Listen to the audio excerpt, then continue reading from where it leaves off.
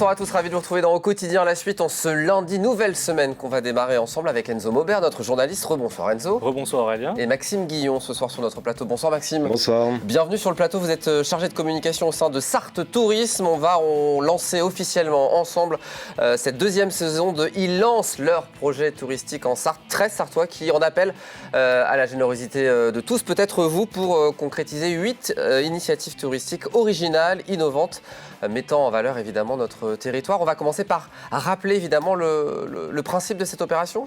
Le principe, en fait, c'est une campagne de financement participatif qu'on fait avec KissKissBankBank. Le principe, c'est que des porteurs de projets cherchent des financements pour aboutir leur projet. Et donc, ils font appel à tout un chacun pour abonder justement sur cette campagne. Donc, l'idée, c'est que chacun participe à hauteur de ce qu'il veut pour chaque projet. Alors, ce qu'il faut dire aussi, c'est que ce n'est pas une compétition, c'est que c'est 8 projets qui ont été sélectionnés, les 8 vont aller jusqu'au bout. Tout à fait, oui. Il n'y a pas du tout de compétition entre eux. D'ailleurs, c'est des projets assez différents, parfois un peu similaires, mais qui ne sont pas du tout sur les mêmes territoires. Donc non, il n'y a pas de concurrence entre eux, non, pas du tout. Alors 8 projets touristiques ont été sélectionnés par un jury professionnel pour bénéficier de cet accompagnement. C'est qui ce jury professionnel et comment ça s'est décidé ces 8 projets ? Alors ce sont essentiellement des professionnels du secteur du tourisme, quelques élus, des présidents, des OT, enfin voilà. Et nous aussi un petit peu. Office de tourisme, OT. Pardon, ouais. Oh là, jargon. Office de tourisme. Donc voilà, c'est tout un panel de professionnels du secteur du tourisme. L'idée évidemment c'était de proposer une démarche avant tout touristique, c'était la base, c'est l'ADN de l'événement. Notre intérêt, c'est déjà d'attirer des porteurs de projets qui ont des projets originaux, innovants, dans l'air du temps. Donc ça, c'est un bon moyen parce que c'est moderne, ça fait parler. Donc il y a pas mal de porteurs de projets qui sont attirés avec des nouvelles idées. Et en même temps, c'est de pouvoir proposer à la fin, in fine, des projets concrets, donc avec une certaine solidité dès le départ dans le projet. Alors on va présenter tous les projets à partir de lundi prochain pendant 8 émissions consécutives. On va les présenter rapidement, ces différents projets. Benjamin, un escape game musical, c'est au musée de la musique mécanique de Dolon. Exactement, donc Benjamin, lui, il a un projet d'escape game à Dolon, dans ce fameux musée de la musique mécanique, un des plus beaux de France quand même sur cette thématique-là. Donc lui, en clair, il a fait appel aux dons pour pouvoir créer ses énigmes, pour pouvoir créer ses décors, ses scénarios, et puis les mettre en place l'année prochaine. Il y a aussi Vincent, donc lui c'est une nouvelle salle d'escape game à la ferme, il a l'habitude de le faire, c'est à Souligné-sous-Ballon. Exactement, donc Vincent aussi un escape game, mais cette fois à Souligné-sous-Ballon, à Escape Dream comme vous l'avez dit. Là c'est très particulier parce que c'est un escape game sur le thème de la Première Guerre mondiale, donc dans une tranchée. Il va falloir sortir. Donc ça promet pas mal de palpitations, de sensations fortes. Lui, il a besoin de votre aide parce qu'il a besoin de créer des effets visuels et sonores très pointus. Notamment une tranchée qu'il va falloir voilà. Il a commencé déjà la tranchée, en tout cas à la concevoir. Mais c'est surtout pour les effets visuels et sonores et les costumes pour les prochains, comment on appelle ça, participants. Il y a aussi du tourisme insolite, notamment à Bessé-sur-Bresse avec Isabelle. Alors Isabelle, projet très intéressant parce que vraiment insolite, elle veut créer des loges de moines, Camaldule, c'est une congrégation de moines qu'il y avait en Italie, mais qui aurait été sur son domaine à elle. Et donc c'est une loge sans eau, sans électricité, la vie va sans être sympathique wifi. là-bas. Donc on est vraiment dans l'austérité de ces moines-là. Voilà. Mais ça va être très sympa ce beau projet qu'on vous présentera. Du tourisme virtuel à 360 degrés, vous connaissez le Street View, Enzo ? Oui, évidemment. Donc on va dire que c'est même presque du pré-tourisme, puisqu'en fait là son idée c'est de parcourir la vélo buissonnière, les 250 km, de tout photographier, de faire des visites virtuelles à 360 degrés, à la fois de l'itinéraire, mais aussi des lieux qu'on peut rencontrer, qu'on peut visiter sur l'itinéraire. Comme ça on peut préparer son voyage.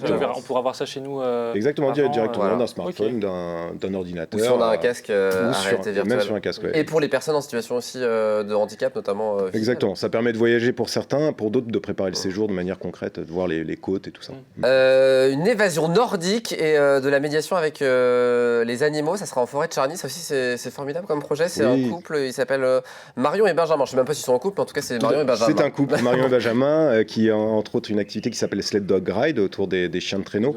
Donc aujourd'hui ils ont déjà une activité, mais là ils veulent s'étendre, en tout cas étendre leur activité sur des séjours un peu insolites. Donc ils veulent créer des tentes trappeurs avec un petit peu de bien-être quand même, sauna, bain nordique, comme on dit.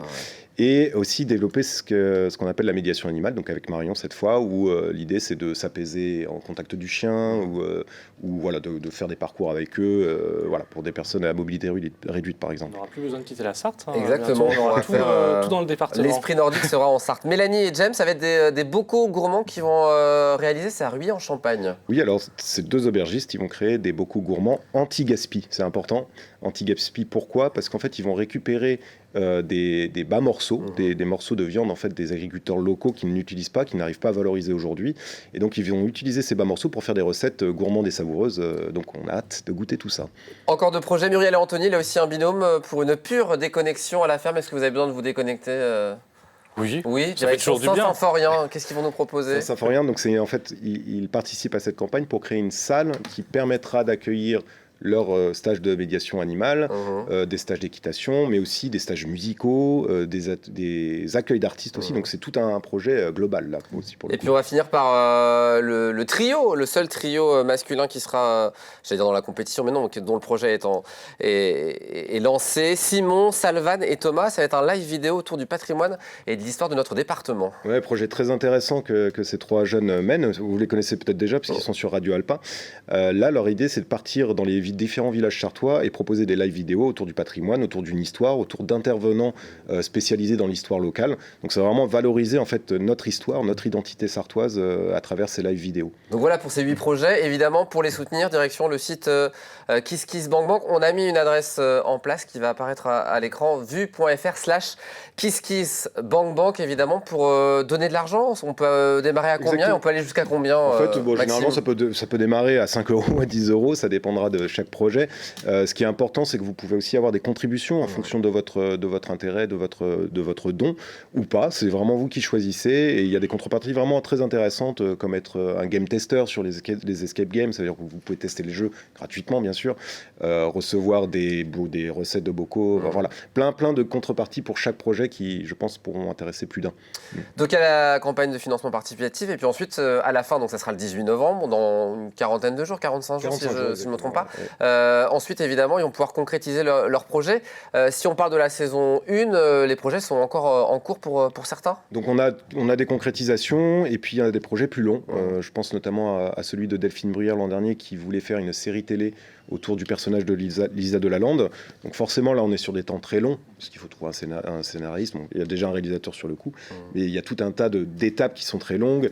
On avait Franck Bernard qui avait vraiment, par contre, lui, tout explosé en termes de c'est autour de l'œnologie, c'est ça? Exactement. Lui, il est encore en recherche d'un lieu, donc tout est prêt, mais il lui manque ce lieu. Donc voilà, il y a des projets qui ont été déjà concrétisés, comme celui d'Anne Poignant, qui a un lieu maintenant dédié au bien-être, qui est créé. Donc, alors je me souviens plus du lieu, excusez-moi, mais voilà, il y a. Du petit tertre. C'est ça. Bonne mémoire. Exactement. Donc voilà. Donc les projets peuvent prendre plus ou moins longtemps en fonction de la complexité. Vue.fr/KissKissBankBank pour évidemment voir tous les projets. Vous avez aussi le QR code évidemment pour aller donner un petit peu d'argent pour ces beaux projets dont on aura l'occasion de parler à partir de lundi prochain. Et puis pendant 2 semaines, on vous présentera avec les acteurs ces différents projets. Merci beaucoup Maxime d'être venu sur le plateau. Très bonne soirée. Très bonne soirée Enzo. Très bonne soirée Aurélien. Dans un instant, du sport, 72 Sport avec l'excellent Antoine Besson. Nous on se donne rendez-vous demain 18h30 pour une nouvelle quotidienne. À demain.